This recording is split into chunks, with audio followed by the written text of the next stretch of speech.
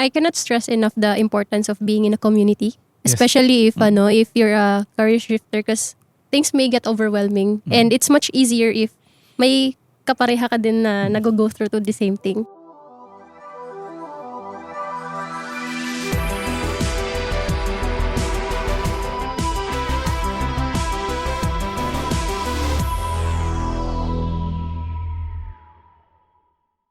Welcome to Kaka Computer Podcast. I'm your host Andre with. Leo? Rem? And John Bonzo.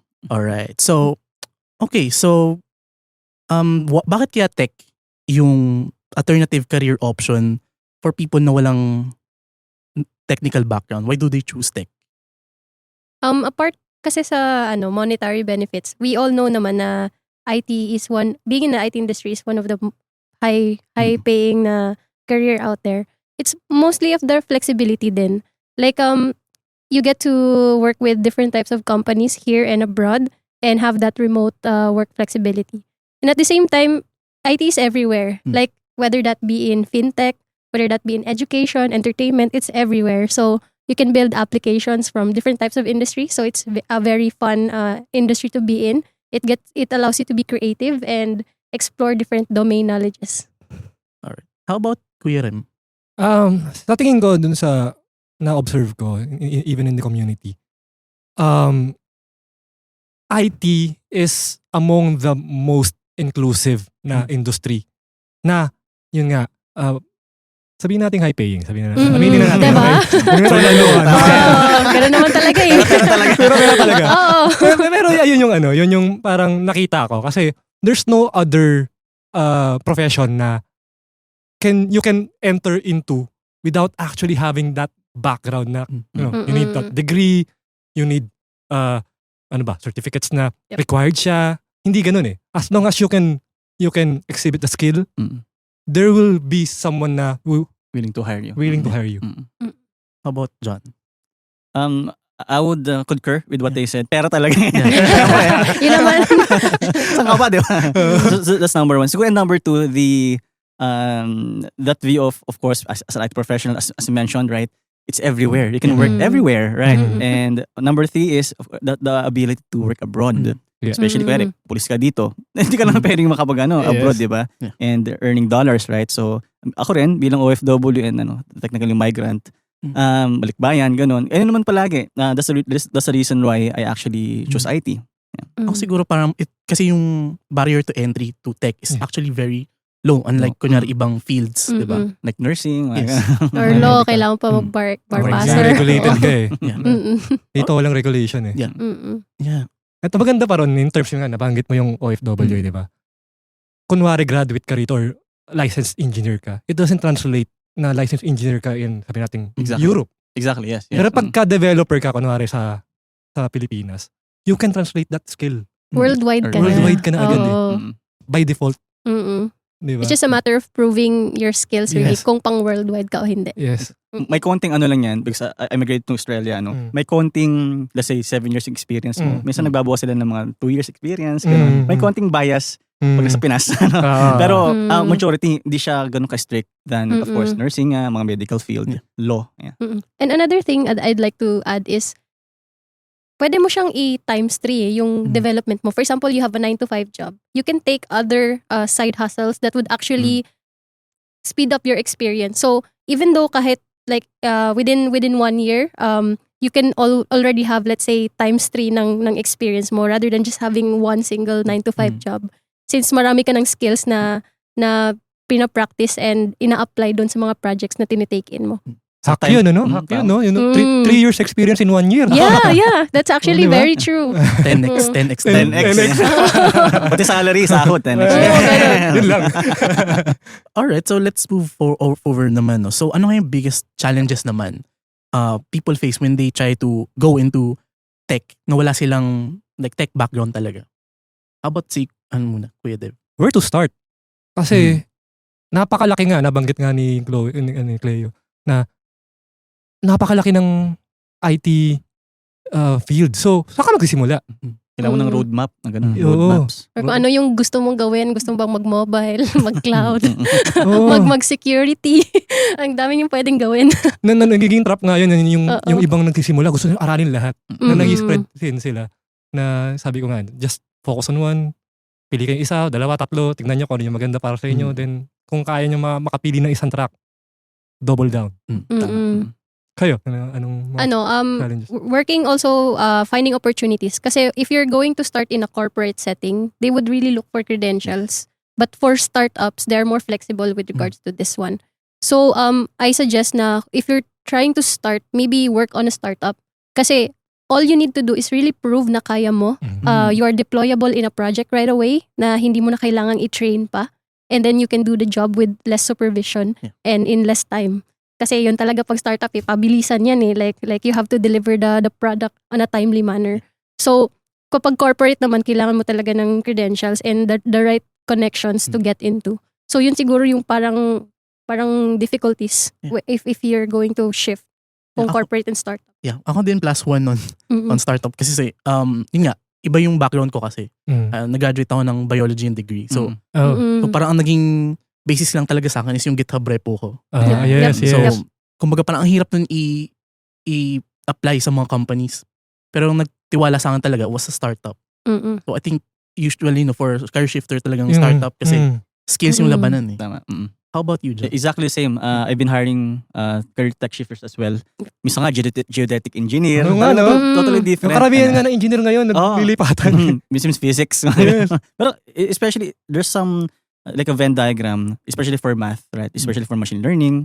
So, kaya naman siya. I think one of the, right now for in the industry, sometimes, for example, if you want to work abroad, right? They actually check your educational background. Because you have a lot of kalaban na marami ka na. Yes. So yung mga legit talaga, nag-graduate ng ComSci, IT, Information Technology, Computer Engineering, kalaban yon. Tapos, yung mga nag-shift pa from different so kalaban din. So the bar right now is actually quite competitive. I think if you move to, in Singapore, if you work as an OFW, okay lang, kasi work visa lang siya. But if you want to move in Canada, in Australia, they actually, of course, for IT, Australian Computer Society, they'll check your education, relevant education, and your relevant experience.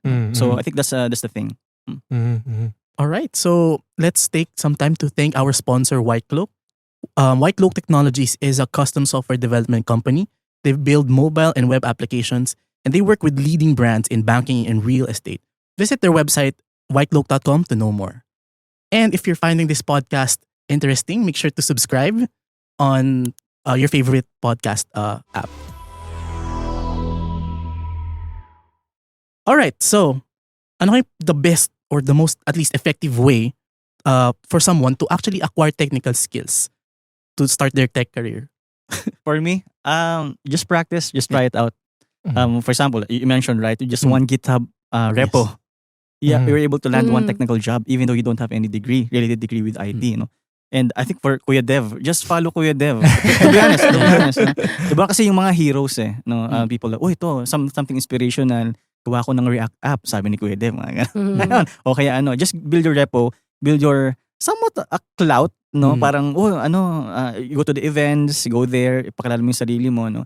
And you'll be able to have the traction. Actually, there's two sided of the coin. Sometimes because of sobrang clout mo.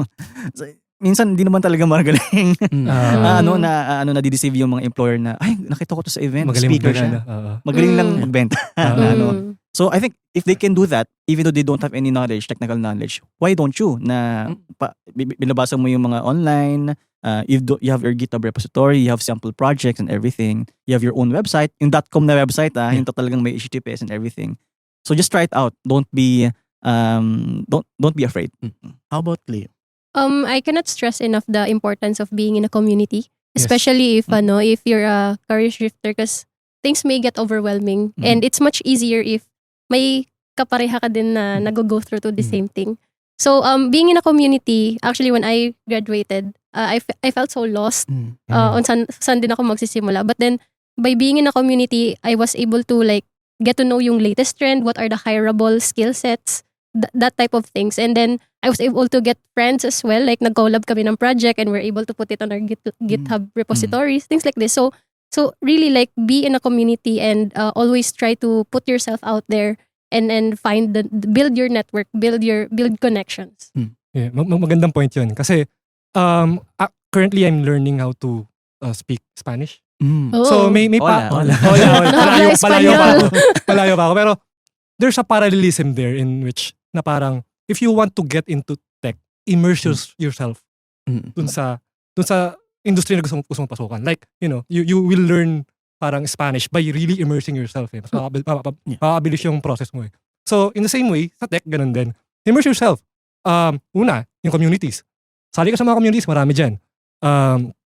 Dati walang community for tech career shifters. Ngayon, binuo natin yung community for them, specifically for them. Yes. Kasi, when I was starting out, 7 years ago? Wala talagang pagtatanungan. You are very lost kasi tama pa itong ginagawa ko. And you're taking that risk without even knowing kung pwede ba. Now, may mga nakagawa na, myself, may Lodi na, yeah. Si Andre. So, may mga nakagawa na.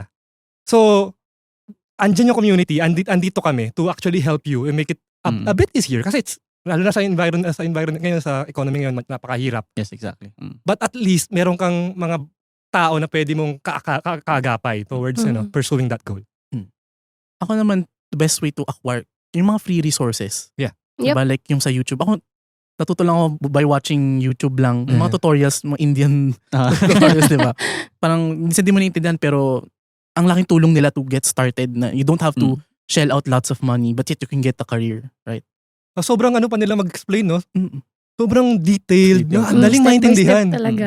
Sana ganito yung teacher ko. Parang ganun. Yeah. Pero diba, ang galing. Alright, so, ito na, how can non-tech professionals get into IT careers through networks? Yun, Yeah, magandang tanong yun. Actually, yun more of the insight. Kasi, of course, yung mga tutorials yan, nabanggit din ni Andre na may mga free resources tayo dyan. Kaso, they don't tell you yung ano ba talaga yung kailangan ng industry. Kasi that changes. Yearly, monthly, nagbabago yan yung kailangan nila. So right now, parang yung iba parang nangangailangan na ng AI knowledge, di ba? So you won't know that unless you actually ask people from the inside. You actually talk to people from the inside. So, absorb nyo lang lahat. Tanongin nyo. Napaka-generous pa naman ng tao sa communities. So, they will really tell you ito yung nangyayari sa experience ko. No? Sir John, di ba, yung experience mo ngayon, nire-relay mo.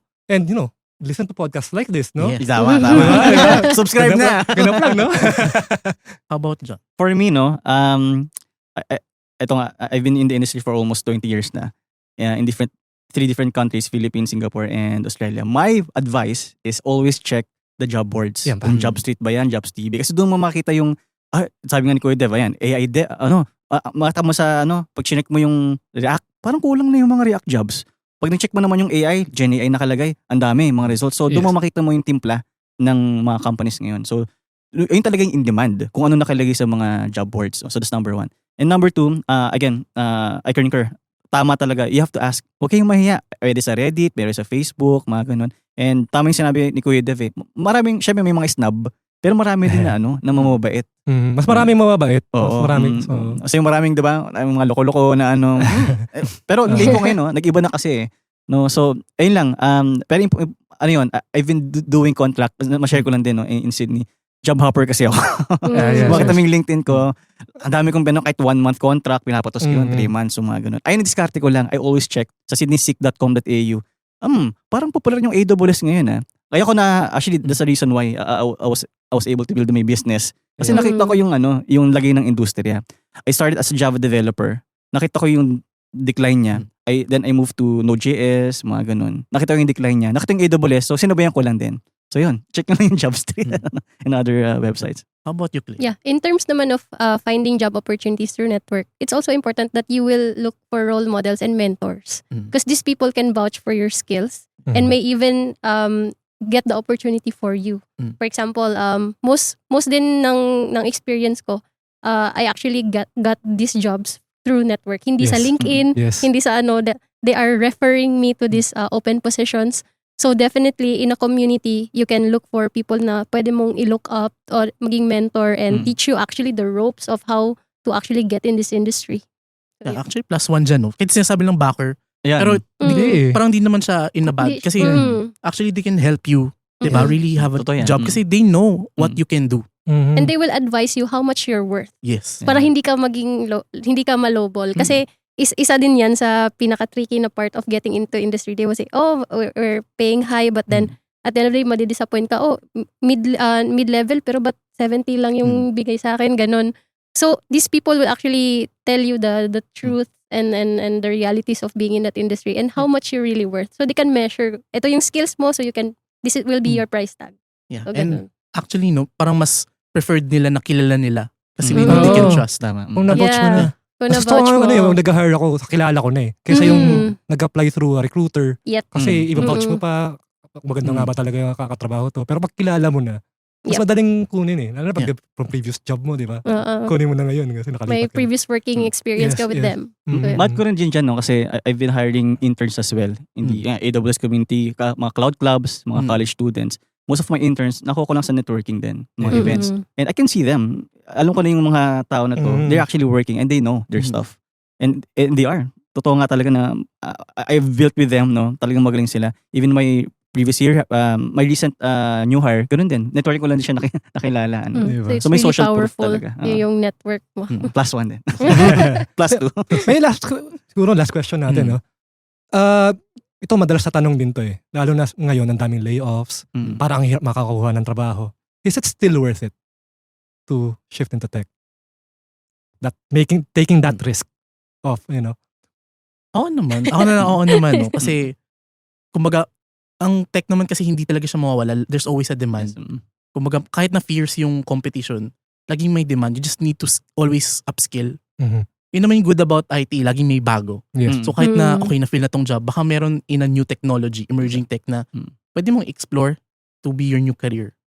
For me, it's really worth it kasi yung joy of building something and then have it on the hands of hundreds and millions of people, it's just, alam mo saan mapupunta yung ginagawa mo, like you're burning your midnight oil and then pag nag-release na kayo sa production, sobrang, so yung feeling na I'm helping people by getting from point A to point B by this app, things like that, or I'm helping people with their sickness by this diagnostic app, ganon. So it's really worth it. Like even though maraming layoffs, you just really have to establish yourself na you're still hireable. Kasi at the end of the day, marami pa din naman nag-hire dyan, and it's on different types of domain, different types of industry.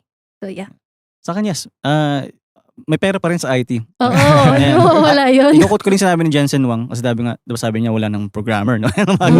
but basically for that, what he basically means is ma-offload lang yung mga work, but he mentioned that because of that automate nga siya, these companies can have new projects as well. And those new projects, they need new employees, new ano. So hindi siya mawawala basically kasi maraming without the AI, no, it's not actually perfect. Yeah. 'Di ba? You have augmented AI pa rin, diba tinatawag na augmented AI.